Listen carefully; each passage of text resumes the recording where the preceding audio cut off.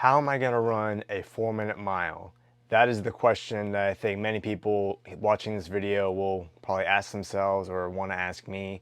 And to be honest with you, it is a huge task. It's a huge accomplishment that only few people in the distance running world and really just anybody that likes to run has achieved or will achieve. But for me, it's really all about the journey and the physical state you have to be in to even like attempt to do something like that, or the mental state that it takes to maintain that pace and ultimately push through pretty much every barrier that you can think of physically. So you're obviously going to be in oxygen debt. You're obviously going to have lactic acid buildup. You're going to want to quit. You're going to want to basically slow down, and you'll doubt yourself at times, I'm sure, and worry will start to kick in, fear.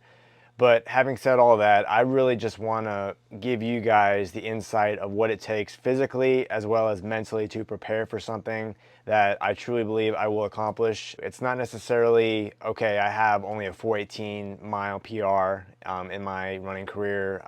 I really am not a fast quarter of a miler. My best is 59 seconds. I haven't really been running all that much these past few years because of injuries. I am obviously a lot bigger than I used to be if you've watched previous videos of my transformation over the years. Having said all that though, I have the utmost confidence in my ability, and I'm a lot mentally stronger than I used to be, even when I was competing at an elite or really like competitive level. It's not just going to be me. I'm going to have pacers that day. I'm going to have all basically everything you can think of laid out as far as the game plan, from my training to nutrition to the sleep, recovery, everything. All of it's going to come into play. There have been different speed workouts and workouts throughout the time that I have been running that I have definitely either liked or haven't liked. For you, if you're watching this and you have no idea what like a speed workout is or like a threshold workout, that's what I'm going to get into. I'm going to give you guys 3 tips on what you should do moving forward with your next speed workout, and hopefully it will help you get faster in the long run, no pun intended. So let's go ahead and get into it. Very first thing you need to do if you want to start doing speed workouts is, number one, don't jump right into doing 2, 3, 4, 5 speed workouts a week, because you're just going to get injured or burn out, or both.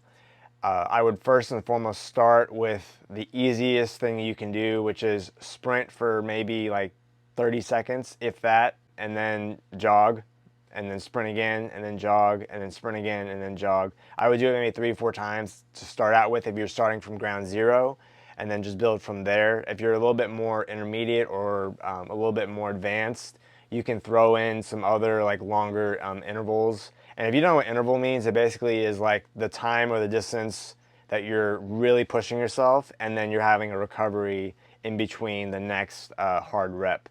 So pretty much like you can do it for time, you can do it for distance. There's different ways that you can do it. One of my favorite interval workouts is probably when it comes to like quarter of a mile reps or 400-meter reps if you're around a track. So it's just one lap as hard as you can, and then you do, depending on your ability or like where you're at in your training, the shorter the rest is, the harder it is, obviously, because you're still recovering, but you're having to push through and maintain a certain pace.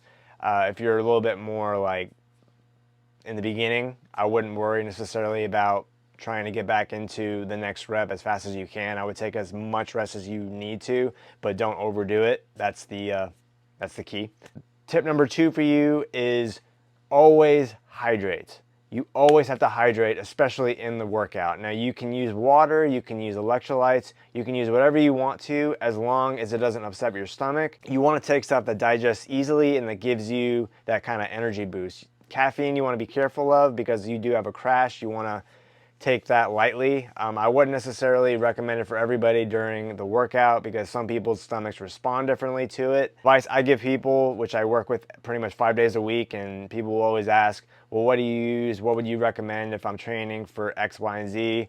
I always give them like the options to digest very easily. So glucose is one brand.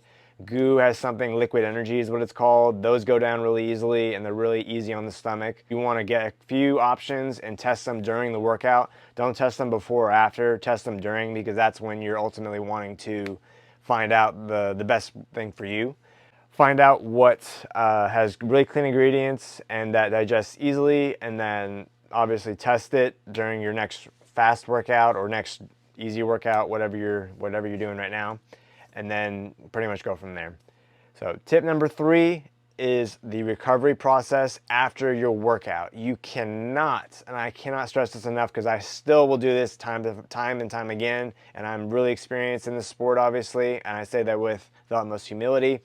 You have got to stretch and foam roll and recover after your workouts. If you don't do that, your next workout is going to suck. What's going to happen is your muscles are going to tighten up. You're going to obviously, you may even overdo it, may come across something starting to bother you. And all these bad things can start to happen. That's why you want to stretch. You can do it a little bit before lightly, but you really want to stretch and foam roll after your runs and after your workouts, because what that's going to do is going to help your body recover and like relax. If your body isn't doing that properly after your workout, then you're screwing yourself pretty much.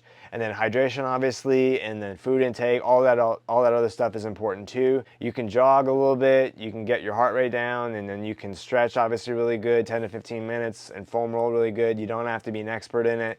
You can pretty much wing it if you have to. There are stretches on YouTube that people who are a lot more experienced and knowledgeable than me can give you. Don't overdo it though, don't overthink it. I hope you guys have enjoyed this video. If you did, go ahead and click that like button. Subscribe to the channel if you haven't already. Become part of the TOWKA tribe. And if you did not watch that last video I made, please go ahead and watch it. And until next time, I will see you guys on the other side.